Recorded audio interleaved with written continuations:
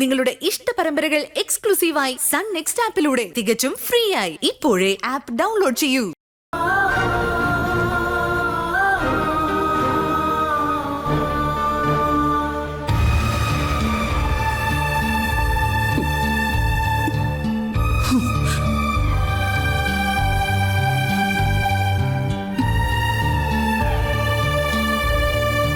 BP വളരെ ഹൈയാ, tension ആവണ്ട.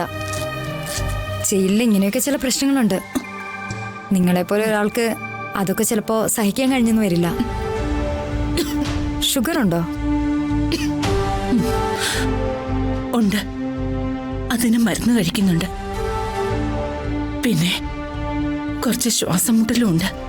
കൊള്ളാം, അപ്പൊ എല്ലാ ആവശ്യത്തിനുണ്ട്. അവളുമാര് മനഃപൂർവ്വം പ്രശ്നം ഉണ്ടാക്കിയതാ സാറേ. അവരൊക്കെ സ്ഥിരം ക്രിമിനൽസ് ആണ്. വേറെ ഏതെങ്കിലും മുറിയിലേക്ക് മാറ്റാൻ ഞാൻ സൂപ്രണ്ടിനോട് പറയാം. അവരുടെ കൂടെയൊന്നും നിങ്ങൾക്ക് പറ്റില്ല. ഇപ്പൊ തന്നെ ഓക്സിജൻ ലെവൽ വളരെ കുറവാണ്. ഇനിയും ഇതുപോലുള്ള പ്രശ്നങ്ങൾ ഉണ്ടായാ അപ്പൊ തന്നെ ഹോസ്പിറ്റലിൽ അഡ്മിറ്റ് ചെയ്യേണ്ടി വരും. ഒരു ഇഞ്ചക്ഷൻ എഴുതുന്നുണ്ട്. ഇന്നിന് കുഴപ്പമൊന്നും ഉണ്ടാവില്ല. കഴിക്കേണ്ട മരുന്നുകളൊക്കെ വീട്ടിൽ നിന്ന് കൊണ്ടുവന്ന് ഇവിടെ ഏൽപ്പിക്കാൻ പറയണം. പറയാം.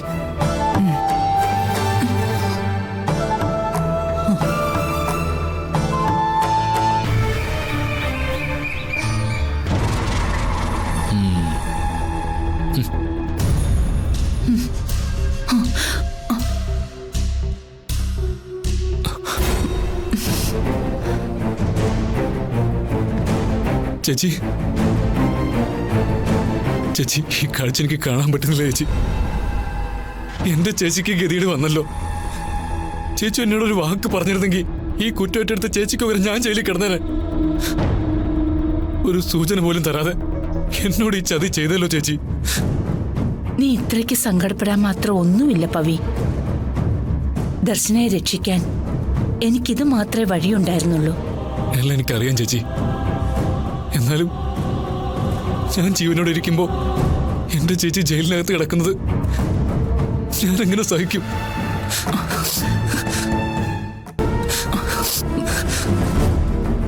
ചേച്ചിയെ പുറത്തിറക്കാൻ വേണ്ട എല്ലാ കാര്യങ്ങളും ഞാൻ ചെയ്തുകൊണ്ടിരിക്കുക. ഹൈക്കോടതി പോയിട്ടായാലും ഞാൻ ചേച്ചിക്ക് ജാമ്യം എടുക്കും. അത് പിന്നെ നിനക്ക് എന്നോടുള്ള സ്നേഹം എനിക്കറിയില്ലേ? പക്ഷേ നീ ജയിലിനകത്ത് പോയാൽ ബിസിനസ് കാര്യങ്ങളൊക്കെ ആര് നോക്കും? ദർശനയെ സഹായിക്കാൻ നീ പുറത്തു നിന്നാലേ പറ്റൂ. രൂപേഷിനെ കൊണ്ട് മാത്രം ഒന്നും സാധിക്കില്ല. അതുകൊണ്ടാ ഞാൻ ഇങ്ങനൊരു തീരുമാനം എടുത്തത്. അല്ലെങ്കിലും ചേച്ചി എന്നും ഇങ്ങനെ തന്നെ എല്ലായിടത്തും എന്നെ സംരക്ഷിച്ചിട്ടേ ഉള്ളൂ. ആവശ്യത്തിലധികം സ്നേഹവും വാത്സല്യവും എനിക്ക് വാരി കോരി തന്നു. എന്നിട്ട് തിരിച്ചെന്തെങ്കിലും ചെയ്യാൻ ഒരു അവസരം വരുമ്പോ അതിൽ നിന്ന് പോലും ചേച്ചി എന്നെ ഒഴിവാക്കും. ചേച്ചിക്കറിയോ, കുട്ടിക്കാലത്ത് ചേച്ചിയുടെ കൈപിടിച്ച് വളർന്ന നാൾ മുതൽ എന്റെ അച്ഛനും അമ്മയും ഒക്കെ ചേച്ചിയാ. ചേച്ചിയുടെ കല്യാണം കഴിഞ്ഞപ്പോ എനിക്ക് ചേച്ചിയെ പിരിയാൻ വയ്യായിരുന്നു. ആ ചേച്ചിയാ ഇപ്പൊ ജയിലിനകത്ത് കിടക്കുന്നത്. എന്റെ ചങ്ക് തകർന്നു വന്ന കാഴ്ചയാ ചേച്ചി ഇത്.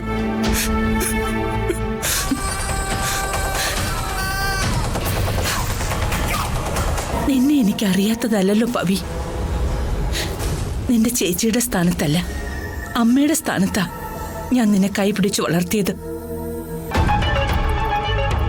അതുകൊണ്ട് നിന്റെ മുഖം ഒന്ന് മാറിയാലോ, ശബ്ദത്തിനൊരു ഇടർച്ചയുണ്ടായാലോ, ഒറ്റ നോട്ടത്തിൽ എനിക്കത് തിരിച്ചറിയാൻ പറ്റും. അതെന്തുകൊണ്ടാണെന്ന്. ഈശ്വര, എന്റെ ഉള്ളിലെ സന്തോഷം ചേച്ചിക്ക് മനസ്സിലായോ? നീ എന്താ ഇപ്പൊ ചിന്തിക്കുന്നതെന്നും എനിക്കറിയാം. അയ്യോ, ഞാനൊന്നും ചിന്തിച്ചില്ല ചേച്ചി. എന്നെക്കുറിച്ച് ഏറ്റവും കൂടുതൽ ചിന്തിക്കുന്നത് നീയാണെന്ന് എനിക്കറിയാം. അതെ, ചേച്ചിയെക്കുറിച്ച് മാത്രം ഞാൻ ചിന്തിച്ചത്. നിന്റെ മനസ്സിൽ ചില വിഷമങ്ങളുണ്ടെന്ന് എനിക്കറിയാം. അതിനൊക്കെ പരിഹാരം ഉണ്ടാക്കാനും ഞാൻ തീരുമാനിച്ചിട്ടുണ്ട്. ഞാൻ ഉദ്ദേശിച്ചത് പുതിയ വിൽപത്രം എഴുതുന്ന കാര്യമാണ്. അയ്യോ, അതൊന്നും വേണ്ട ചേച്ചി. എന്റെ ചേച്ചിയേക്കാൾ വലുതായിട്ട് എനിക്കൊരു സ്വത്തും വേണ്ട.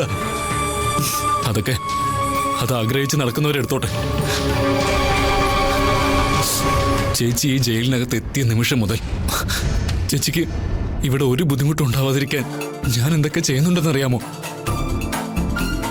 എത്ര പണം ആർക്കൊക്കെ കൊടുത്തു എന്നറിയാമോ? ഒരു പൂഴിമണ്ണ് വാരിയിട്ട് പോലും ആരും ചേച്ചി ദ്രോഹിക്കാൻ ഞാൻ സമ്മതിക്കില്ല.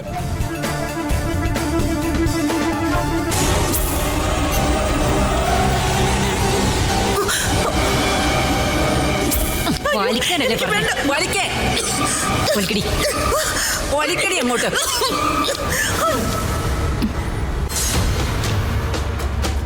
ചേച്ചിക്ക് ജയിലിനകത്ത് ബുദ്ധിമുട്ടൊന്നും ഉണ്ടായില്ലല്ലോ അല്ലേ? ഇല്ല, ഒരു ബുദ്ധിമുട്ടും ഉണ്ടായിട്ടില്ല. അല്പം പോലും ആരും ചേച്ചിയോട് ഒരു വാക്കുപോലും മോശമായിട്ട് സംസാരിച്ചില്ലല്ലോ? ഇല്ല, ഇവിടെ എല്ലാവരും എന്നോട് വളരെ സന്തോഷത്തോടെയാണ് പെരുമാറുന്നത്. അല്പം പോലും ആരും ചേച്ചിയോട് ഒരു വാക്കുപോലും മോശമായിട്ട് സംസാരിച്ചില്ലല്ലോ? ഇല്ല, ഇവിടെ എല്ലാവരും എന്നോട് വളരെ സന്തോഷത്തോടെയാണ് പെരുമാറുന്നത്. അങ്ങനെ വരാൻ വഴിയില്ലല്ലോ. കാര്യങ്ങളൊക്കെ ഏർപ്പാടാക്കിയിട്ടുണ്ടെന്നാണല്ലോ CI സാമുവൽ പറഞ്ഞത്. എന്നിട്ടതൊന്നും നടന്നില്ലേ? ചേച്ചി ഇങ്ങനെ ഉറപ്പിച്ച് പറയുമ്പോ നീ എന്താ ആലോചിക്കുന്നത്? ഹേയ്, ഗിരിജയ്ക്കും കൂടി വരണമെന്നുണ്ടായിരുന്നതാ. എന്നിട്ടെന്താ അവള് വരാതിരുന്നത്? നിന്റെ കൂടെ ഞാൻ അവളെയും പ്രതീക്ഷിച്ചു. പാവം ഗിരിജ ചേച്ചിയെ കാണാൻ വേണ്ടി ഒരുങ്ങി ഇറങ്ങിയതാ. പെട്ടെന്ന് നടുവൊന്നും മിന്നി.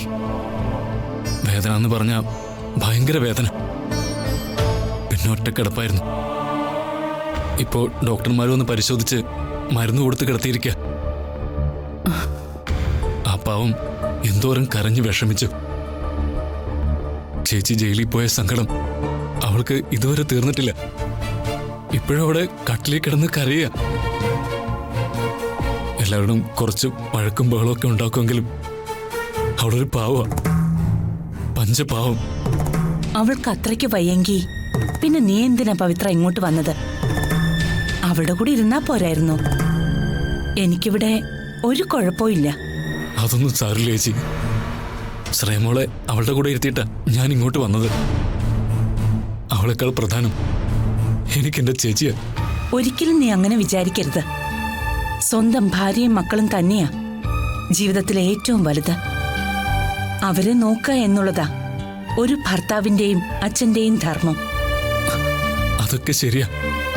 പക്ഷെ ചേച്ചി ഇവിടെ കിടന്ന് കഷ്ടപ്പെടുമ്പോ എനിക്കെങ്ങനെ അവിടെ സമാധാനത്തോടെ ഇരിക്കാൻ പറ്റും? ഇത്രയും ദിവസം ഞാൻ വരാതിരുന്നത് തന്നെ എനിക്ക് ചേച്ചിയെ ഇതിനകത്ത് കാണാനുള്ള മനക്കരുത്തില്ലാത്തതുകൊണ്ടാ. ഞാനൊന്ന് ഉറങ്ങിയിട്ട് എത്ര ദിവസമായെന്നറിയോ? പറ്റുന്നില്ല, നിയന്ത്രിക്കാൻ എനിക്ക് പറ്റുന്നില്ല.